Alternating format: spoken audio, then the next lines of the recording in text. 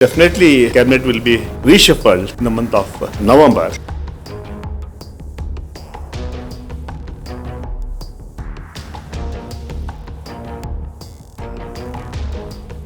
Senior Congress leader और MLC Salim Ahmad, जो कि लेजिस्लेटिव काउंसिल में हुकूमत के चीफ विप हैं, इन्होंने इशारा दिया है कि नवंबर में कैबिनेट में रद्दोबदल हो सकता है।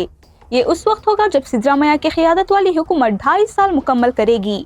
सलीम अहमद ने सहाफ़ियों से बात करते हुए कहा कि कांग्रेस क़यादत को कहा गया है कि नई शख्सियत को वज़रात में मौका दिया जाए और मौजूदा वज़ीरों में से 50% को पार्टी की जिम्मेदारियां दी जाएं।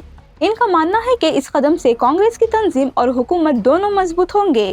इन्होंने ये भी कहा है कि वो खुद भी वज़रात के उम्मीदवार हैं और याद दिलाया कि पिछले कैबिनेट में इनके साथ नाइंसाफी हुई थी। सलीम अहमद ने ये भी वाज़ेह किया कि कित्तूर कर्नाटक के इलाके, जिसमें गदग, धारवाड़ और हावेरी अजला शामिल हैं, वहाँ पिछले 20 बरसों में से किसी अक़लियती नुमाइंदे को कैबिनेट में मौका नहीं दिया गया।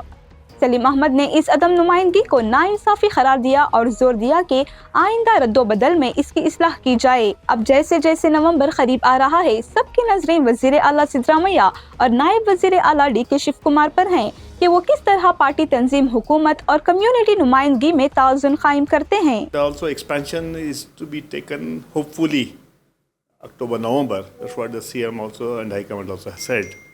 But definitely, cabinet will be reshuffled in the month of November. So new faces will be given opportunity, and the other people who will be dropped will be utilized for the party.